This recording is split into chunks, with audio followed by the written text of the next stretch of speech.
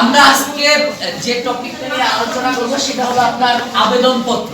এখন আবেদনপত্র কি এটা আমাদেরকে আগে বুঝতে হবে। আমরা সাধারণত কয় ধরনের আবেদনপত্র ব্যবহার করি? বিশেষ করে আমরা দুই ধরনের আবেদনপত্র ব্যবহার করি। এখন আবেদনপত্র দুই ধরনের কি? একটা হলো পত্রিকা প্রকাশের জন্য আবেদনপত্র, আর একটা নরমাল আবেদনপত্র। ফর্মাল যে আবেদনপত্রগুলো আমরা কি করি? ব্যবহার করি। যে ফর্মাল আবেদনপত্রগুলো আমরা কিভাবে ব্যবহার করি? সেগুলো একটা পক্ষই থাকে। ফর্মাল যে পত্রগুলো থাকে সেটা কি থাকে? প্রতিষ্ঠান সংশ্লিষ্ট যে পক্ষ। যেমন আপনি স্কুলে আসেন নাই, বা আপনার ছুটির প্রয়োজন, অথবা আপনার আর্থিক সহায়তার প্রয়োজন, অথবা আপনি শিক্ষা সফরে যেতে চান, এই বিষয়গুলোর উপর আপনি কি করেন? প্রতিষ্ঠান প্রধানের কাছে আপনি কি করেন? অ্যাপ্লিকেশন লিখে বা আবেদনপত্র লিখে। আর আরেকটা ইনফর্মাল আবেদনপত্র কোনগুলা? যেগুলো আপনার সাথে সংশ্লিষ্ট না, বাট পরোক্ষভাবে আপনি সংশ্লিষ্ট। যেমন আপনি একটা গ্রামের অধিবাসী, আপনার গ্রামে ডাকঘর নাই, আপনার চিঠি বিলি করতে সমস্যা, আপনি ডাকঘর স্থাপন করতে চান। এই ডাকঘর স্থাপন করার জন্য আপনাকে কি করতে হবে? জেনারেল ডাকঘর যিনি পোস্টমাস্টারের জেনারেল আছেন, সদর জিপিও, তার বরাবর আবেদন করতে হবে। এখন এই যে আবেদন করতেছেন, এটা কিন্তু আপনি ইন্ডিভিজুয়ালি আবেদন করতেছেন না, আপনি আপনার এলাকার জনসাধারণের পক্ষে আবেদন করতেছেন। ওইটা সেখানে আমরা বলি ইনফর্মাল। তারপর আপনার দ্রব্য মূল্যের উদ্যোগতি। এখন দ্রব্য মূল্যের উদ্যোগতির উপর আপনি একটা অ্যাপ্লিকেশন লিখবেন। এটা কিন্তু আপনার ইন্ডিভিজুয়াল, একটা সামগ্রিক দিক। এখন আপনি যে গ্রামে বসবাস করেন বা আপনি যে এলাকাটায় বসবাস করেন, ওই এলাকার যে বাজারগুলো আছে সেখানে নাবিশ্বাস্য আপনার জিনিসপত্রের দাম। এখন এই যে পরিবার, ওখানে অধিকাংশ পরিবার কি থাকেন? আপনার দরিদ্র থাকেন বা মধ্যবিত্ত থাকেন, যাদের পক্ষে আপনার এই উদ্যোগতি দ্রব্যমূল্যের ব্যয় বা নির্ভর করা সম্ভব না। এই যে এই বিষয়গুলোর উপর আপনি কি করতেছেন? সরকারের পক্ষে একটা মনিটরিং ব্যবস্থা, যে তারা আসলে কি বেশি রাখতেছে। সিন্ডিকেট করে যারা কমার্সের আছেন তারা সবচেয়ে ভালো জানেন সিন্ডিকেট কি। এই সিন্ডিকেট শব্দটা হলো, মানে আমি কিছু সমজাতীয় ব্যবসায়ী আমরা কি করলাম? এলাকায় একটা সিন্ডিকেট স্থাপন করলাম, যে ডাল 90 টাকা, এই ডাল আমরা 100 টাকা বেচবো, সবাই 100 টাকা। যে কাস্টমার আসবে সেই কাস্টমার 100 টাকা কম আমরা বিক্রি করবো না। এই যে আমরা একটা সিন্ডিকেট করলাম, এই সিন্ডিকেটের ফলে জনসাধারণ বা যারা ক্রেতা ভোক্তা আছেন তারা কিন্তু বাধ্য ওই মালামালটা কেনার জন্য। কারণ সবগুলো দোকানে যখন আপনার 100 টাকা বিক্রি করে, আপনার রাখিনে কই যাবে? ধরুন আপনি কনকশার বাজারে গেলেন, কনকশার বাজারে চাল, মিনিকেট চাল 70 টাকা কেজি। এখন মিনিকেট চাল 70 টাকা কেজি, চালের দোকান আছে 10টা, এখন 10টাই 70 টাকা কেজি বিক্রি করতেছে। আপনি বড় জোর ঘোরদুর বাজারে যাবেন চালের মূল্যটা যাচাই করার জন্য। এখন ঘোরদুর বাজারের সাথে কিন্তু কনকশার বাজার সিন্ডিকেট তৈরি করে দিচ্ছে, যে আমরা 70 টাকা রাখবো, তোমরা 70 টাকা রাখবা। এখন আপনি আর কই যাবেন? বালিরঙ্গ আপনার পক্ষে যাওয়া সম্ভব না, যারা এখানে থাকে, তাই না? তারা সর্বোচ্চ কনকশার দেখবেন, কনকশারের পর ঘোরদুর যেতে পারেন, বড়দুর, এরপর আর কোথাও যাবেন না। এরপর সে কি করবে? থেমে যাবে, ওই মূল্যে সে ক্রয় করবে। এই যে দ্রব্যমূল্যের উদ্যোগতি, এই রূপকল্প আপনি কি করলেন? মনিটরিং ব্যবস্থা কায়েমের জন্য, যে গভর্নমেন্টের বা সরকারের ঊর্ধ্বতন কর্মকর্তা যারা আছেন তাদের মাধ্যমে একটা মনিটরিং ব্যবস্থা হবে, যে এটা কি অনিয়ম করতেছে কিনা, বা সরকার যে মূল্যে ন্যায্য মূল্যে বিক্রি করার কথা সেই মূল্যের অতিরিক্ত টাকা টিসিএসবি যে লেখা আছে আপনি দেখবেন, টিসিবি, ওই টিসিবি কর্তৃক যে মূল্য নির্ধারণ করেছে তার থেকে বেশি তারা নেয় কিনা, এর উপর ভিত্তি করে কি করতে হবে? আপনাকে একটা মনিটরিং ব্যবস্থার জন্য আবেদন করতে হবে দ্রব্যমূল্যের উদ্যোগতি রোধ করবে। এই যে আবেদন, এটা কিন্তু জনসচেতনতার লক্ষ্যে কিন্তু হচ্ছে, আপনার ইন্ডিভিজুয়ালের জন্য হচ্ছে না। এই সমস্ত চিন্তা করে আমাদের কি করতে হবে? জনসচেতনতা বৃদ্ধির লক্ষ্যে এই অ্যাপ্লিকেশনগুলো লিখতে হয়। এরপর আরেকটা কি বলছি? আরেকটা কি বললাম? 3টা দিলাম না? আরেকটা কি দিছি? সড়ক দুর্ঘটনা, বৃক্ষরোপণ। এটা কিন্তু জনসচেতনতা, তাই না? তাই এই যে আমাদের অ্যাপ্লিকেশন দুইটা ফরম্যাটে আমরা লিখতাম, আমরা দুইটা ফরম্যাটে আমাদের অ্যাপ্লিকেশন লিখতে হয়। এটা ইংরেজি এবং বাংলা দুটোর জন্য প্রযোজ্য। দুইটা ফরম্যাট কি? আমরা ব্রিটিশ রুলস এবং আমেরিকান রুলস, আমরা দুইটা রুলস অনুসরণ করতাম। এখন ব্রিটিশ রুলটা কি? ব্রিটিশ রুলটা আপনি বরাবর এখান থেকে লিখবেন, প্রধান শিক্ষক লিখবেন এখান থেকে, বরাবর কিন্তু মার্জিন এখান থেকে লিখলেন। আপনি নিচে নিবেদক লিখতে হতো, এই নিবেদকটা লিখতো ডান পাশে, তারিখ লিখতো কোথায়? এখানে বাম পাশে। এটা হলো ব্রিটিশ রুলস। এখন আমরা ব্রিটিশ রুল অনুসরণ করি না, আমরা কোনটা করি? আমেরিকাটা কি বলতেছে? সব বাম থেকে শুরু করো, ডানে আমরা যাব না, ডানে কোনো কাজ রাখবো না, আমরা সবকিছু বাম থেকে শুরু করব। তা আমরা পত্রিকা প্রকাশের জন্য যে আবেদন, আমাদের আলোচ্য বিষয় কিন্তু এখানে এটাই, আমরা জেনারেলটা নিয়ে আলোচনা করব না। এখন পত্রিকার যে আবেদন আমরা লিখবো বা পত্রিকা প্রকাশের জন্য যেটা লিখবো সেটার প্রধান কে থাকে পত্রিকা। যেমন প্রতিষ্ঠানের প্রধান থাকে আপনার শিক্ষা প্রতিষ্ঠানের প্রধান থাকে স্কুল পর্যায়ের প্রধান শিক্ষক, কলেজ পর্যায়ে অধ্যক্ষ, তাই না? এখন প্রতিষ্ঠান আমি পত্রিকাকে আমরা লিখবো, এখন পত্রিকার প্রধান কে থাকে? সম্পাদক। পত্রিকার প্রধান কে থাকেন? আমরা বরাবর যখন লিখবো তখন কি লিখবো? সম্পাদক লিখবো। এখন আপনার 2টা বা 3টা পত্রিকার নাম আপনাকে মুখস্থ রাখতে হবে। 2টা বা 3টা পত্রিকার নাম আপনাকে মুখস্থ রাখতে হবে। কেন? অ্যাপ্লিকেশনটা সুন্দরভাবে লেখার জন্য। এখন দৈনিক ইত্তেফাক আমাদের সবচেয়ে পুরনো পত্রিকা বাংলাদেশে। এখন এই যে দৈনিক ইত্তেফাকের ঠিকানা আপনি জানলেন না, আপনি লিখলেন দৈনিক ইত্তেফাক বরাবর সম্পাদক দৈনিক ইত্তেফাক, ঠিকানাটা জানলেন না, আপনি লিখতে পারলেন না ঠিকানাটা, হবে না স্যার। সেই কারণে আপনার অন্তত 3টা। তারপর আছে কি? প্রথম আলো, দৈনিক প্রথম আলো পুরনো পত্রিকা। তারপর আছে দৈনিক সংবাদ। এই 3টা অন্তত আপনি মুখস্থ রাখলেন। তো আমরা কি করলাম? একটা মার্জিন তৈরি করে ফেললাম।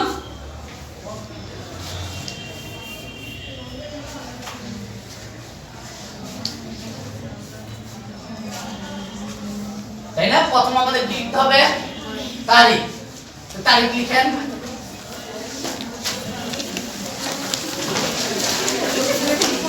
এরপর কি? বরাবর।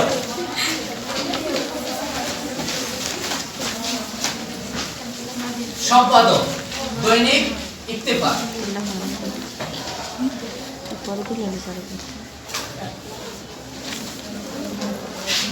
10 আর.কে. Mission road. এটা আমি আগের ঠিকানাটা লিখতেছি, আপনারা বইয়ে আপডেট ঠিকানাটা লিখে দিবেন। এটা পুরনো যখন আর.কে. মিশন রোডে ইত্তেফাকের ঠিকানাটা ছিল, আমি ওটা মুখস্থ আমি ওটা লিখে দিলাম। এখন আর.কে. মিশন রোড, এখন মনে ড্যামরা কাজলা তাদের ঠিকানাটা বইয়ে লিখে দিবেন আপনারা। 10 ক আর.কে. Mission road, Dhaka 1000।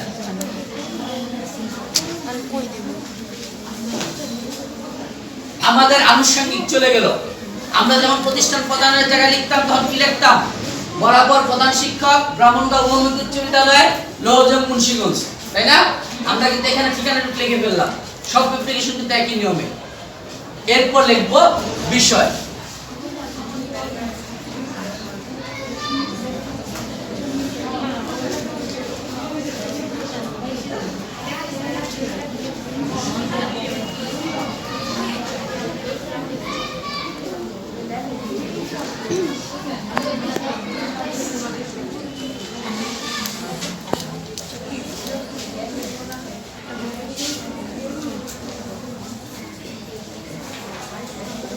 বিষয় কি লিখতেছে? বৃক্ষরোপণ অভিযান কার্যকর করার জন্য অভিমত পত্রিকা প্রকাশের জন্য আবেদন।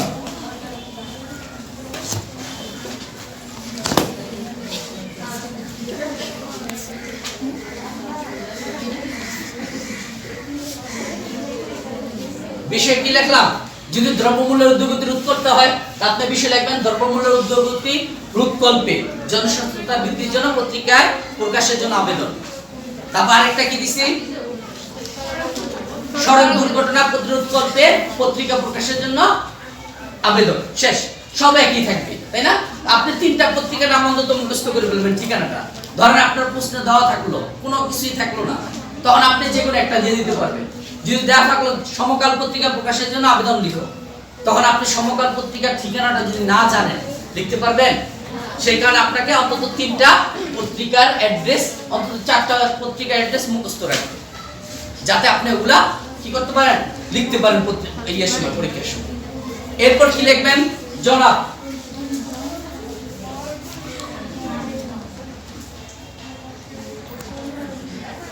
জনাব বিনীত নিবেদন, এই যে আপনার বহুল প্রচলিত পত্রিকা, আপনার বহুল মানে কি? সর্বাধিক, সব দিকে যার প্রচার আছে, বহুল প্রচলিত পত্রিকা দৈনিক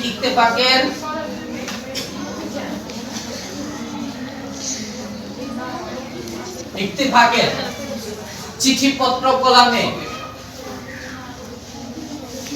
চিঠিপত্র কলামে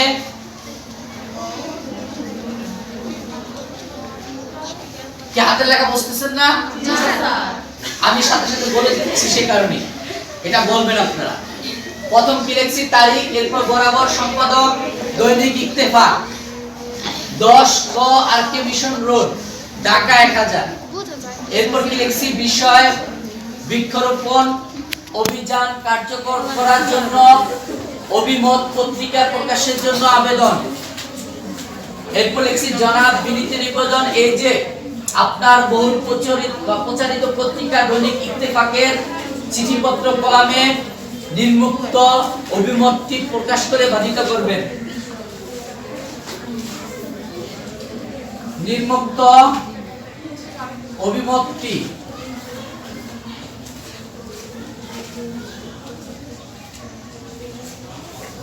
প্রকাশ করে বাধিত করবেন।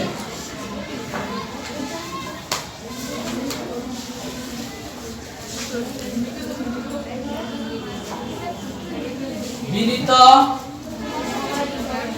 ধরে একজনের নাম দিয়ে দিলাম ক, বিনীত ক, যার যার নাম লিখে ফেলবেন। কয়ের জায়গায় যার যার নাম লিখে ফেলবেন। এই অংশটুকু বুঝতে পারছেন? এই অংশটুকু আবার বুঝিয়ে দিচ্ছি। পত্রিকা প্রকাশের জন্য কিন্তু যত আছে অ্যাপ্লিকেশন আছে বা আবেদনপত্র আছে সব এই ধরনের হবে। প্রথম অংশটুকু আমরা দুইটা অংশে বিভক্ত করব। এটাকে এই একটা অংশ, আমাদের এই অংশটাকে যদি আমরা ক বলে অভিহিত করি, আমাদের খতে আরেকটা অংশ আছে। তাহলে এই অংশটুকু যদি বুঝে থাকেন আপনার খটা আরো সহজ। তো এখানে কি আসবে?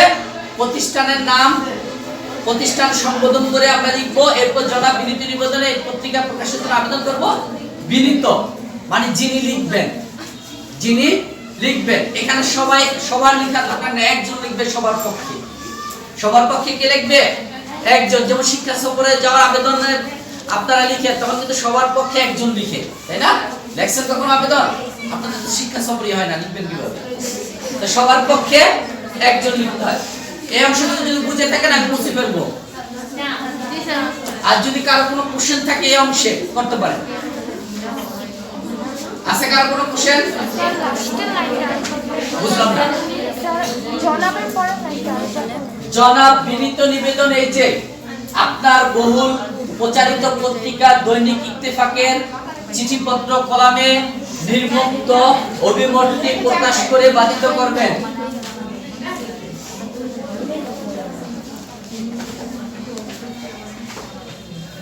কি লেখা কি বুঝতে সমস্যা হচ্ছে? তাহলে এইটা হালকা একটু করে দেন দরজাটা, যদি লেখাটা বোঝার সমস্যা হয়। আলোতে সমস্যা হইতেছে? দ্রুত লেখেন, দ্রুত, আমাদের ঘন্টা কিন্তু সময় চলে আসছে, ঘন্টা শেষ হয়।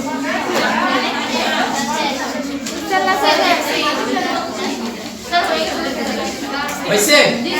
আমি কি বুঝবো? হ্যাঁ, এখানে না বলতেছেন কে? দ্রুত লেখেন, এক মিনিট সময় নেন।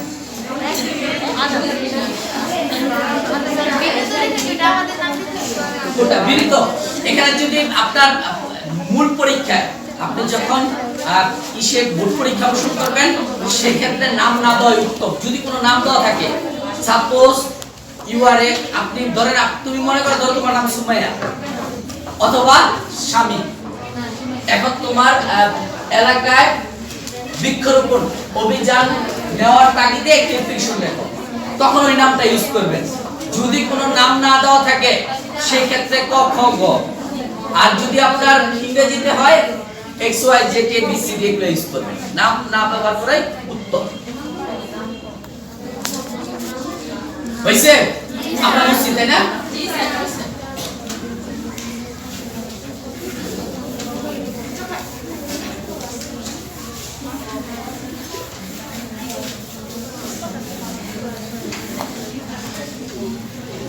এরপর আমাদের টাইটেলটা লিখতে হবে। প্রতিবেদন করছেন না আপনারা? জি স্যার। প্রতিবেদন, ঠিক প্রতিবেদনের মতো আমরা একটা টাইটেল দিব। তাহলে আমাদের এখানে কি মূল কথাটা কি ছিল? এখানে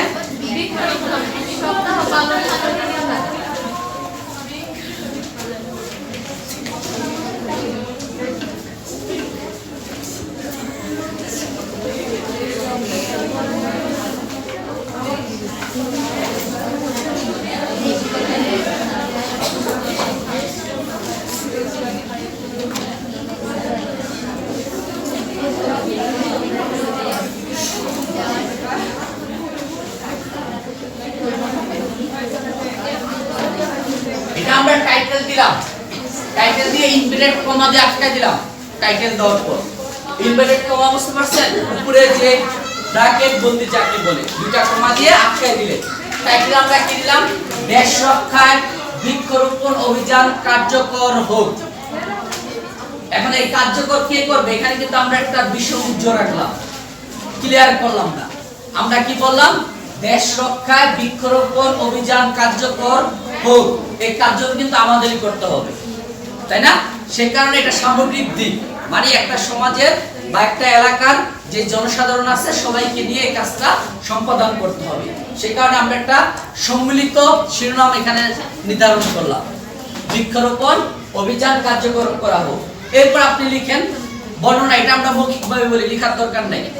এরপর আমরা যা লিখব, এখানে ধরেন মুন্সিগঞ্জ জেলার লোহজং উপজেলার জাউটিয়া একটি বিখ্যাত গ্রাম। এই ঐতিহ্যবাহী গ্রামটি পদ্মা নদীর দক্ষিণ পাশ দিয়ে বয়ে গেছে প্রমত্ত পদ্মা। গ্রামটি প্রায় 80% পদ্মায় বিলুপ্ত হয়ে গেছে।